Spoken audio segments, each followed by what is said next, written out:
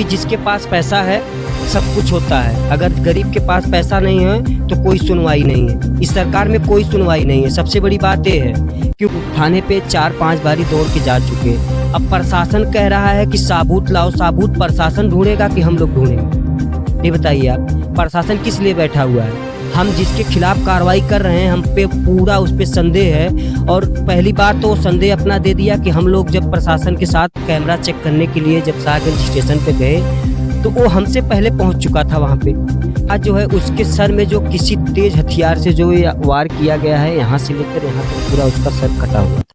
स्वागत आप सभी का उत्तर प्रदेश समाचार में। आज हम जनपद आजमगढ़ और यहाँ का एक थाना है फूलपुर, इसी के अंतर्गत एक गांव आता है खुरासों, और खुरासों का एक युवक जो लुधियाना में रहता था, वहां अपने भाइयों के साथ, अपने पिता के साथ कार्य करता था।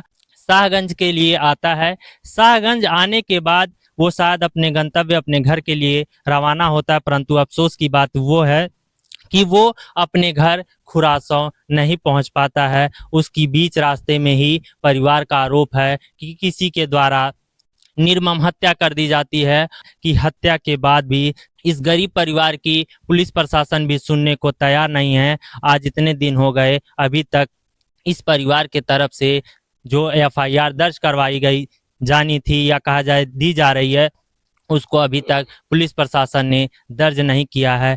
आज उन्हीं के बड़े भाई हमारे साथ उपस्थित हैं। हम उनसे जानने का ये पूरी प्रकरण कैसे हुआ और किस हिसाब से दिलीप यादव जो है उसकी हत्या की जाती है, उसके बारे में हम जानने का प्रयास करेंगे। क्या नाम है आपका भैया? संजू यादव। ये दिलीप यादव लुधियाना में क्या करते थे, कैसे घर पे आगमन हुआ, और घर पे पहुंचने से पहले कैसे उनकी कहा जाए एक निर्मम हत्या कर दी जाती है, जो आप लोग आरोप लगा रहे हैं, किस तथ्य पे और क्या पूरा प्रकरण हुआ था, कैसे आप लोग दौड़ रहे हैं, एफआईआर नहीं दर्ज की जा रही, इस पे आप एक बार विस्तार से पूरी जानकारी दें। सर, जैसे हमारा भाई था, हम लोगों के साथ वो सिलाई का काम करता था। तो वो जैसे है 24 तारीख को निकला हुआ था वहाँ से, तो लखनऊ आया 24 तारीख को, 25 तारीख को पहुँचा। इसके बाद हमारे पापा को फ़ोन किया कि पापा ऐसा है कि हम जो है अपने शाहगंज के लिए गाड़ी बदल के पकड़ लेते, क्योंकि वो जो गाड़ी पकड़ा हुआ था वो सुल्तानपुर जाती, तो वो लखनऊ उतर गया था। तो फिर उससे जो है पापा से बात करने के बाद जो है वहाँ से वो पकड़ा। इसके बाद जो है शाहगंज और बेलवाई के बीच में उसको उतार के और मारा गया, और मारने के बाद उसको लाश, जो उसकी लाश है, उसकी लाश जो है अपनी सिकंदर पट्टी के पट्टी एक है गांव, वहां पे फेंकी गई थी, जो है मिली। तो प्रशासन उसको 10 बजे रात के करीब पाया हुआ था। कैसे आपको जानकारी हुई, कैसे पता चला? ये जो है प्रधान जी का ग्रुप है, उसमें फोटो आया हुआ था, तो प्रधान जी नहीं पहचान रहे थे। तो इसके बाद जो है हम लोग खोज रहे थे, क्योंकि 25 तारीख को आना था, तो हम लोग जब उसकी टाइम ओवर होने लगी तो हम लोग खोजने लगे कि कहाँ रह गया, कैसे रह गया। फिर सुबह हो गई कि हम लोग चलो हो सकता कहीं गाड़ी इधर उधर हो गया होगा, सुबह आएगा। फिर हम लोग इधर उधर अपना जहाँ जैसे बनता था वैसे खोजते थे, इधर उधर बहुत कोशिश किए। तो 27 तारीख को करीब 3 बजे के करीब प्रधान जी जो है ग्रुप में फोटो देखने के बाद हमारे घर पे आके सूचित किए। आप लोगों को कैसे जानकारी हुई कि एक जो है रोड एक्सीडेंट जिसको तब्दील किया जा रहा है, वो किस प्रकार से हत्या? रोड एक्सीडेंट की उसकी लाश जो एक्सीडेंट बता नहीं रही है।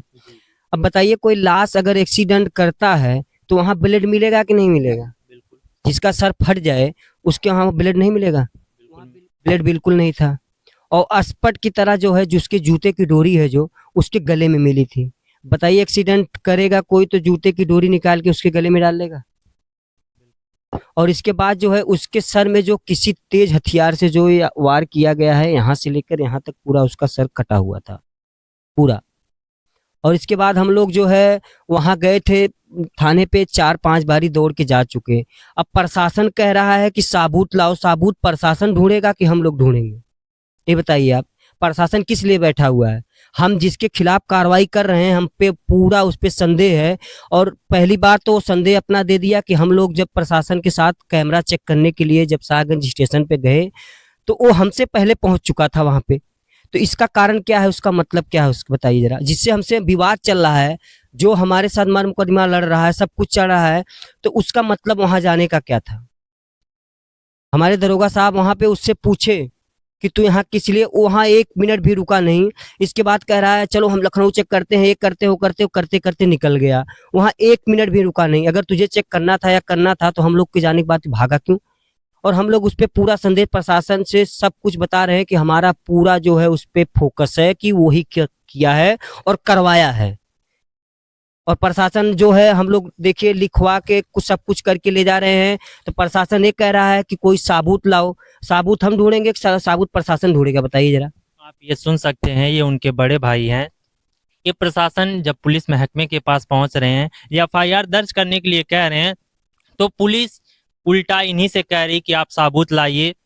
शायद ये अफसोस और एक कहा जाए शर्म की ही बात है कि उस परिवार से साबूत मांगा जा रहा है। जो काम पुलिस का है वो परिवार को करने के लिए कहा जा रहा है। इससे बड़ी और निंदनीय और शर्म की बात क्या होगी? वही पुलिस प्रशासन जो सबूत इकट्ठा करता, जो पड़ताल करता, जो एफआईआर करता, वो बजाय परिवार पे थोप रहा है कि आप पहले सबूत लाइए, उसके बाद कार्रवाई होगी। तो इस पे किस हिसाब से आप बताइए कि ऐसे यूपी में अगर ऐसे ही प्रशासन, ऐसे पुलिस महकमा काम करता रहेगा तो निर्दोष बेगुनाह लोगों को कब इंसाफ मिलेगा? सबसे पहले हमारी सरकार ही बहुत कमजोर है, इस मामले में बहुत कमजोर है। क्योंकि जिसके पास पैसा है सब कुछ होता है, अगर गरीब के पास पैसा नहीं है तो कोई सुनवाई नहीं है। इस सरकार में कोई सुनवाई नहीं है, सबसे बड़ी बात ये है। क्योंकि जो है हम आज बताइए, हमारा कांड 25 तारीख का है, आज 3 तारीख हो चुकी है, लेकिन प्रशासन ना एक बार कोई पूछने आया, ना कोई मतलब। और हम लोग दौड़ दौड़ के जा रहे हैं। बताइए गरीब आदमी जो है इतनी दूर कब तक दौड़ेगा?